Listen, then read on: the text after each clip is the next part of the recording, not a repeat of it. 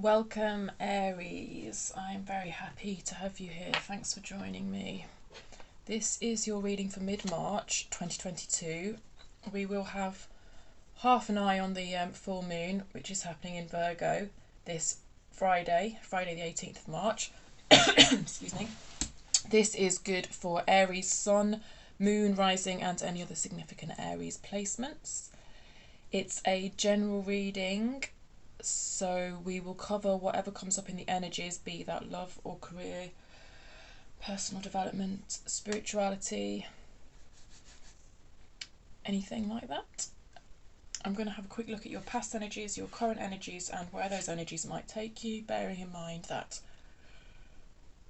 I cannot predict free will. And we will pull an oracle card at the end in case the tarot is a bit mean, which it sometimes is, and I don't really like to sugarcoat it. It's because I just don't see the worth in that, but I am nice.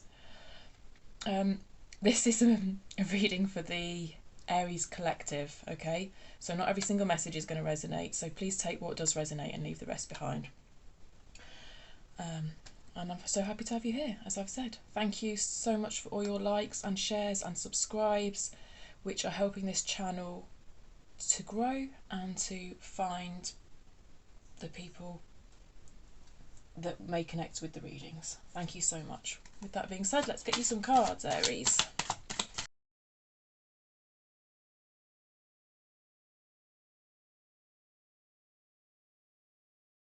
Okay, Aries. The overall energy of the read is the Tower in reverse. So the Tower is quite a shake-up. It can appear when you're going through quite a period of upheaval, quite a difficult period in your life. It can feel quite dramatic. It's reversed. The energy is a bit weaker than it would be otherwise. It could be that you've kind of swerved a sort of difficult situation.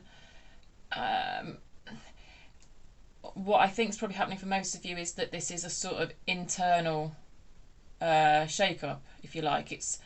So with the Tower, it can be something coming in out of your control from the universe, you know, like a serious event you've had to deal with. I'm getting more of a sense of you doing some sort of inner work that's kind of shaking you up, bringing things to the surface that you've maybe not dealt with before, that sort of thing, Aries, rather than it being the universe sort of taking you by the shoulders and saying, Aries, dude, listen, if that makes sense. For some of you, it could be linked to ideas about love and relationships and how you act in those relationships, because I do tend to read these two cards together. There you have in the Knight of Cups in the centre of your reading, who I like to call the Teenager of Cups. He's just maybe a bit naive, and so yeah, it could be to do with you developing a more mature attitude in relationships. Okay, let's start with your past anyway. You've got the Four of Swords in reverse, the Five of Pentacles and the Empress in reverse. Let me show you these cards, because I like to do that.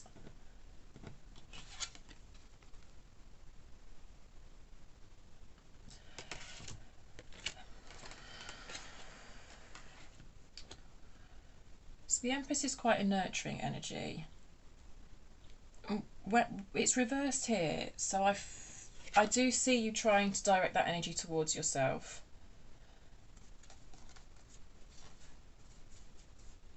With a sort of sense of hope. There's a sense of hope in this card that I often get from that waterfall in the background. I just get this sense of hope. So perhaps you're quite a nurturing person, and a lot of the time you put that energy towards others, but here I see you putting it towards yourself. Which also ties in with the Four of Swords energy, However, the Four of Swords is reversed. So Four of Swords would be taking a rest, healing. I do see it being a little bit blocked in the reverse. It's almost like you feel you're not worthy of spending that time on yourself. But also I feel like your daily routine might be getting in the way a bit. Your demands that are being put on you at work, if you're in paid work, but if you're not in paid work, if you're self-employed or something like that, a sense of duty, some sort of sense of duty that's getting in the way of you taking that resting time in the past at least. Anyway, we'll see what happens next. And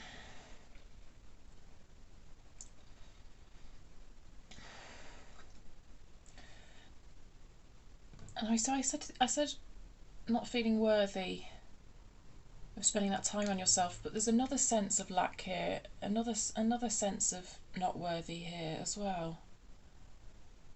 I'm feeling not good enough with the Five of Pentacles. The Five of Pentacles is often a sort of sense of grief, a sense of loss, a sense of lack, but here I'm just getting, because she's holding out this cup and it's like an offering, and it feels to me a bit like some external source might have been giving you the impression that you weren't good enough, giving you the feeling that you're not good enough. Someone external to you is like, no, I don't want your cup, I don't want what you're offering. For some reason I'm getting that. That's in the past. Let's look at current energies now. Seven of Pentacles reversed, Eight of Swords reversed, and the Knight of Cups.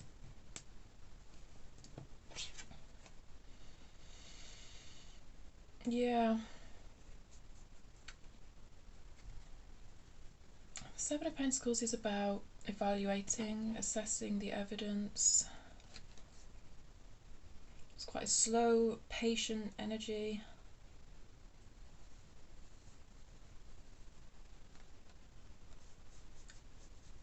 It came out in reverse, and again I'm getting this, it's underneath the Four of Swords, I'm getting this sense that there's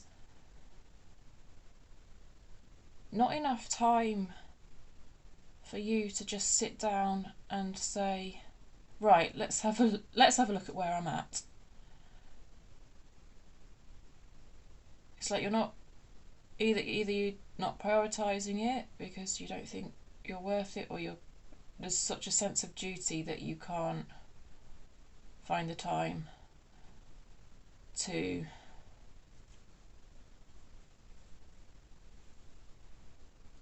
kind of assess where you're at. And I'm getting that it's kind of assess where you're at career-wise with a project, something like that.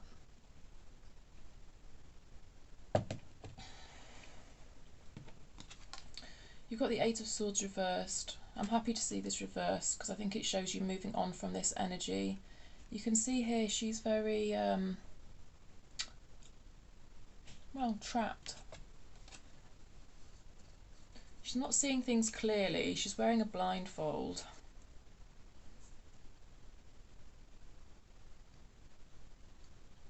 It looks quite stormy.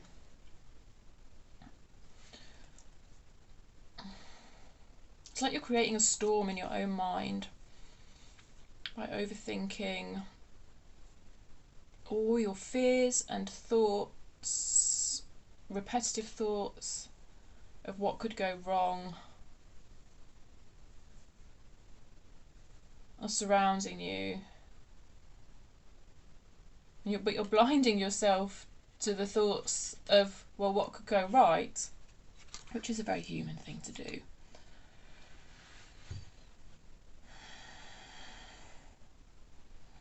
But like I say, underlining the whole energy of the read, I feel you recognising that, and you actually being able to confidently sit with your emotions and embrace them, whatever they are. Like, this Knight of Cups is a funny one because It looks quite grey up there in the sky. Normally the Knight of Cups is kind of quite carefree and like teenage crush energy, but for me with this Knight of Cups card with the kind of heaviness in the top of the sky there, it's like, yeah, sometimes I feel emotions that are difficult, but I accept them. It's that kind of feeling to me. But coming out of this Eight of Swords energy, or at least recognising when you're in that Eight of Swords energy of overthinking and focusing on fears, I think allows you to kind of turn this Seven of Pentacles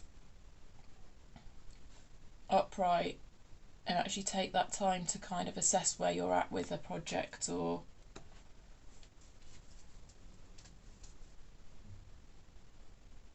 yeah, there's a sense of just needing to tweak things a bit here, but not finding the time to have a proper look at where everything's at so that you can make the necessary tweaks, if that makes sense. Yeah. It's like she's looking at it saying, well, which bits do I need to prune? But at the moment, I don't see you finding the time to work out which bits you need to prune. Or which bits are ready, like,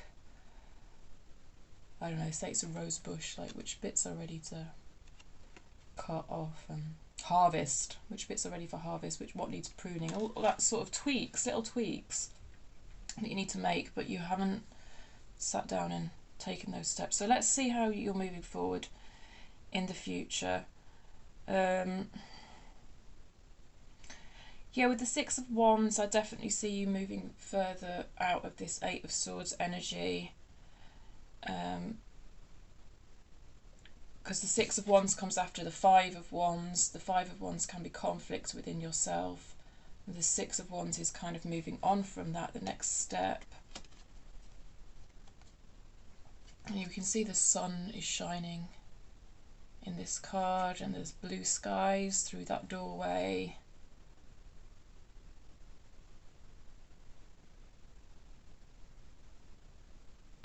Obviously there is also a barrier there, but it's about, I think it's about recognising kind of what armour is necessary so that your sun can shine. Like, so rather than being about like armour and unnecessary defences, I see this as being about boundaries, like the correct boundaries, the boundaries that are right for you to put down so that you can thrive.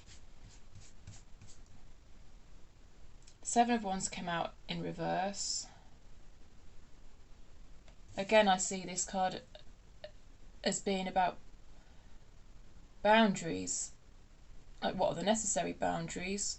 What boundaries are actually getting in my own way and stopping me moving forward? And it came out reversed, so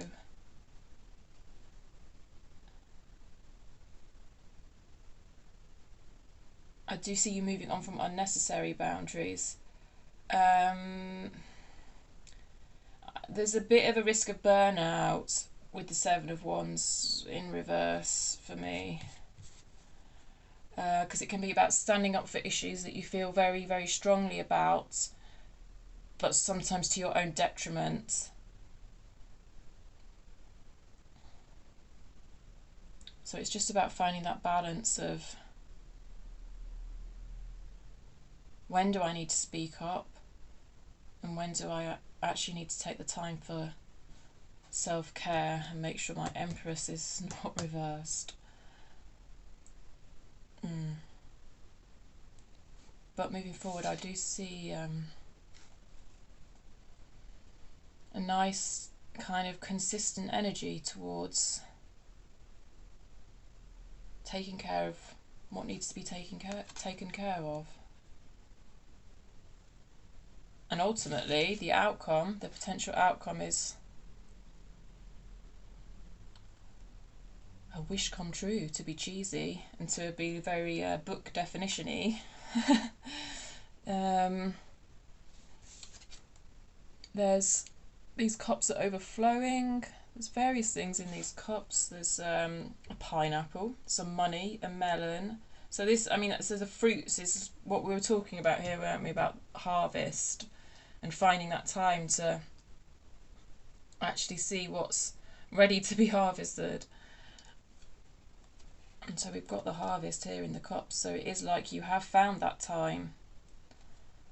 And